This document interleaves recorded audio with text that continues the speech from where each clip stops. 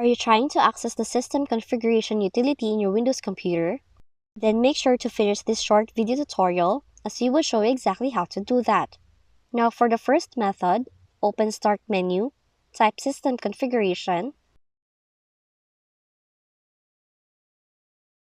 then click System Configuration. Now this is a computer monitor shaped icon near the top of the Start window.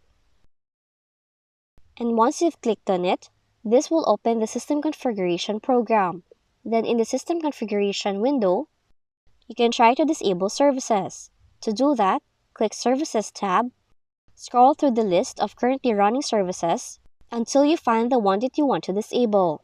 Now take note that services are arranged alphabetically by default. Now once you have found the service you want to disable, click the checkbox to the left of the service to remove the checkmark, and once done, you have to click Apply, then select OK. You may also need to click Restart when prompted, and this will restart your computer, and this will restart your computer.